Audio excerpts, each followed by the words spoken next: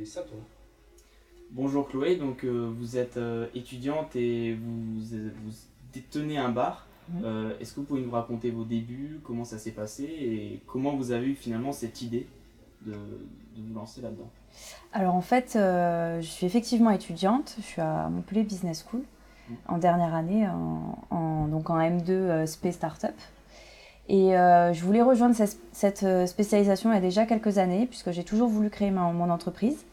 J'ai eu beaucoup d'hésitations sur dans quoi je veux entreprendre, puisque j'ai plusieurs passions dans la vie, notamment voyage, diététique, sport, et j'en passe. Mais même la déco, enfin la musique, tout ce que j'aimais bien, je me suis toujours demandé est-ce que j'aurais l'occasion un jour de faire une entreprise qui me permette de vivre un peu ce centre d'intérêt. Et il s'est trouvé que j'ai fait une rencontre avec une dame qui comptait racheter une salle de sport. Et tout au long de son projet, je l'ai conseillé, enfin, du mieux que j'ai pu, je l'ai en tout cas soutenu moralement. Et elle m'a parlé de ce petit local qui était vide à l'époque, il n'y avait rien dedans, c'était tout à refaire, collé à la salle de sport qu'elle allait racheter.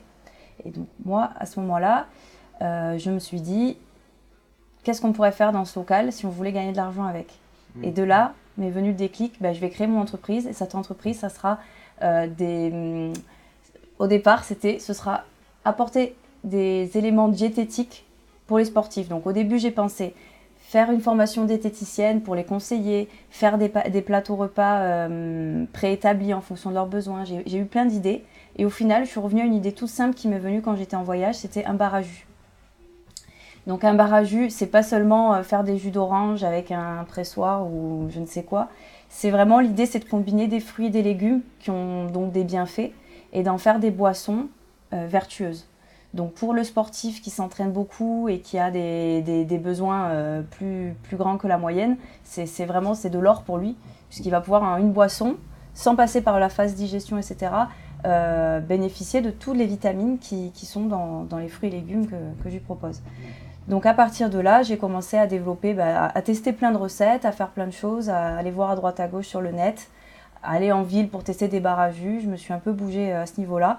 Et puis on a tout construit. Donc je me suis fait aider d'un ami et d'un ami à l'époque qui est devenu aujourd'hui mon conjoint. Donc dès le début de l'aventure, on s'est rendu compte qu'on rentrait dans l'hiver, que les jus, ça plaisait moins en hiver forcément. Et comme mon conjoint est dans la restauration, il m'a proposé de faire des soupes pour pouvoir les proposer en fait aux clients qui n'auraient pas envie de consommer du frais. Et donc en ouvrant juste 2 heures par jour, on arrivait à vendre une dizaine de soupes chaque jour. Donc ça faisait pas un gros chiffre d'affaires, mais ça permettait de rentrer dans les frais sans pour autant se rembourser encore pour l'instant. C'est-à-dire qu'on en est encore à la phase où on arrive à payer le loyer avec ce qu'on fait, on arrive à payer les charges en fait fixes. On arrive peut-être à se tirer 100 ou 200 euros de salaire par mois pour deux, ce qui est rien, mais on observe une croissance. Donc partant de là, on est content. D'accord. Voilà. Et du coup, par rapport à vos études, comment vous arrivez à concilier du coup l'entrepreneuriat, gérer son entreprise et finalement réussir ses études et ce que vous voulez faire dans la vie, enfin avoir votre diplôme? Alors c'est pas facile. Ça demande beaucoup d'organisation, énormément en fait, puisque il faut arriver à suivre, être en cours, mais y être vraiment, c'est-à-dire pas penser à qu'est-ce qui va se passer ce soir si j'ai pas le temps de passer à métro, acheter des carottes, et que quelqu'un veut un jus de carotte. En fait, on est tout le temps l'esprit super surchargé pour des toutes petites choses, mais qui nous tiennent beaucoup à cœur parce qu'on n'a pas envie que les clients soient déçus. Donc ça, c'est une grosse pression, c'est la déception du client, on veut jamais qu'il soit déçu. Donc en cours, je fais tout pour rester concentrée, mais je ne peux pas m'empêcher d'envoyer quelques mails, d'aller un peu sur Facebook pour faire des posts, de vérifier que tout se passe bien. Donc il faut être assez multitâche. À côté de ça, du coup, le cours, si je ne l'ai pas entièrement suivi, il faut que chez moi, j'arrive à le retravailler, donc à me réserver des heures où je peux tout relire, redemander à mes camarades où on en est, etc. Vraiment réviser au jour le jour, sinon après les partiels, c'est pas possible. Et comme je suis en alternance à côté, en fait, donc je travaille 3 semaines en entreprise, où je suis chef de projet en transmission entreprise, justement, qui accompagne les dirigeants pendant les transmissions.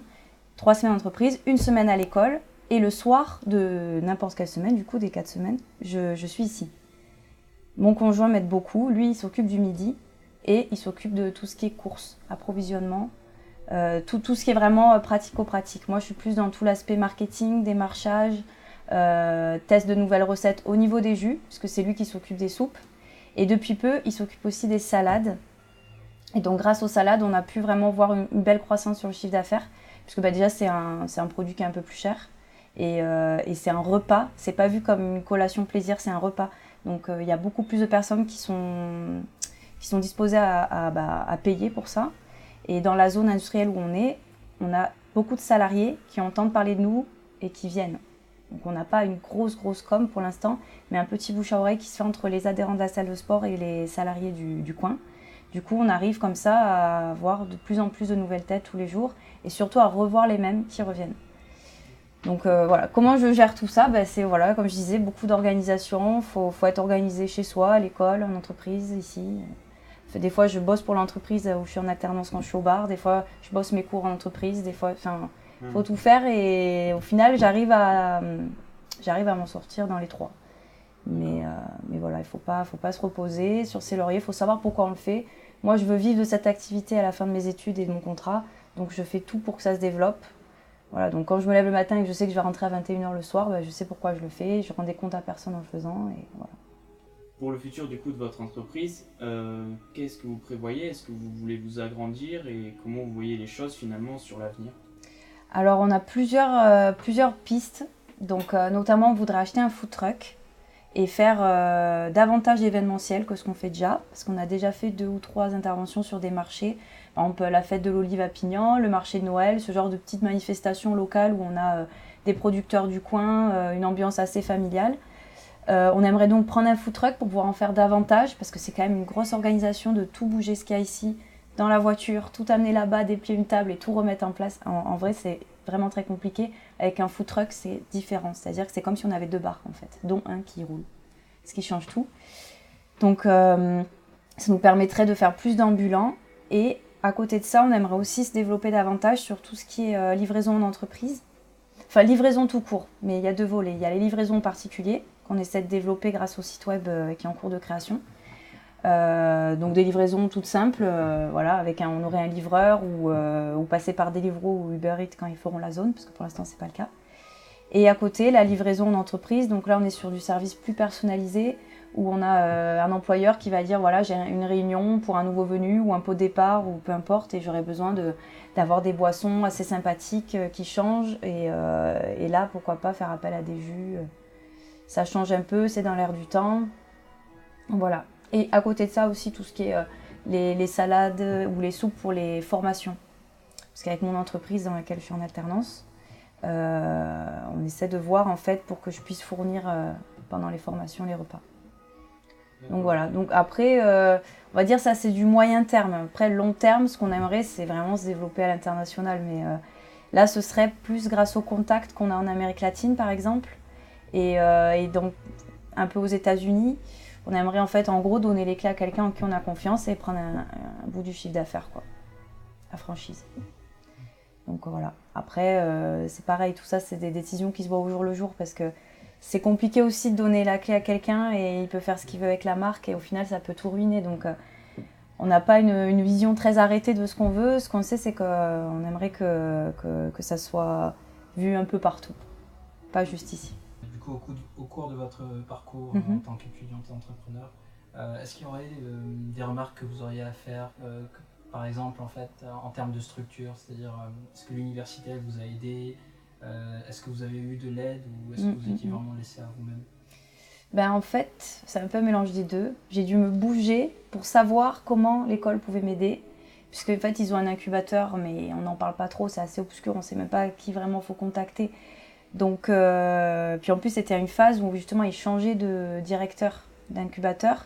Donc, ils avaient un peu arrêté de faire des communications, tout ça. Et en me renseignant et en me faisant limite recommander, en fait, j'ai réussi à rentrer dans l'incubateur.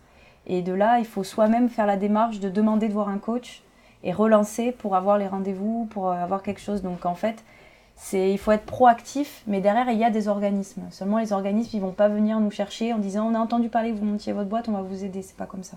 C'est vraiment, il faut être proactif, participer au concours un maximum, même si c'est pas pour gagner, ça fait toujours connaître l'entreprise. Des fois, il peut y avoir des personnes dans le jury qui nous ont repérés, qui vont dire voilà, moi juste je voulais vous dire, c'est une super idée et je connais quelqu'un qui pourrait peut-être vous fournir ceci ou mis moins cher. Ou... Voilà, donc en fait, il faut vraiment, tout est bon à prendre. C'est pas du temps perdu. Les concours, ils sont souvent, ils demandent un peu les mêmes choses tous. Donc le mieux, c'est d'avoir un business plan hyper carré, se faire bien aider pour le faire et ensuite le balancer en fait à tous les concours possibles. Ok, peut-être question finale. Ouais. Enfin, peut-être j'en aurai une autre après. Est-ce que vous avez des conseils pour d'autres étudiants qui voudraient se lancer dans la même aventure que vous? Ouais, j'ai des conseils. Déjà le faire, s'ils ont envie, il faut le faire. Même si c'est une toute petite structure comme moi j'ai fait, ça, c'est une expérience de fou parce qu'en fait, que ce soit une petite ou une grande structure qu'on dirige, l'implication est la même en fait, puisqu'on veut que ça réussisse. Seulement, c'est bien de commencer petit, puisqu'on déjà on risque moins de perdre d'argent. Et si on attend une levée de fonds, c'est rarement à la première entreprise qu'il va y avoir des investisseurs qui vont poser 2 millions d'euros sur un projet, quoi.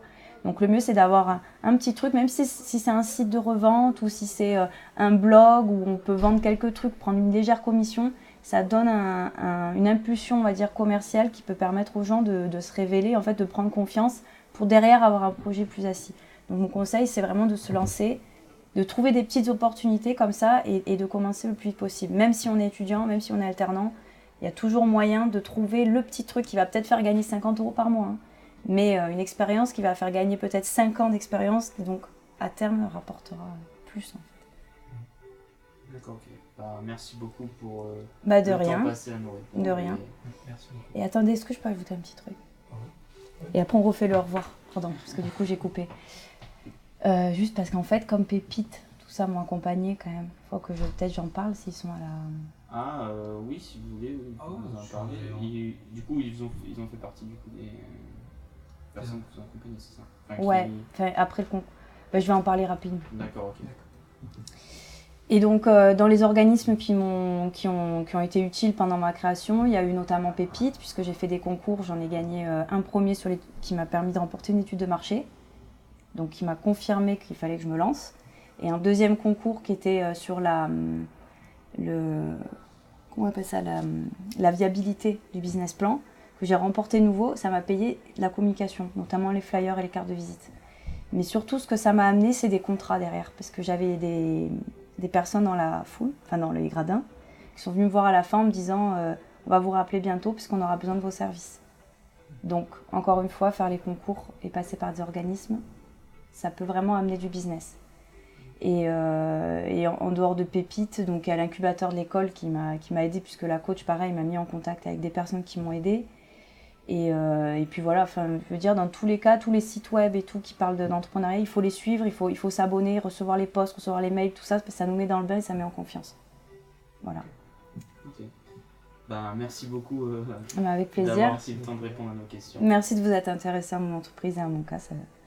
J'en suis C'était super intéressant pour nous aussi. Ouais. Super. Merci.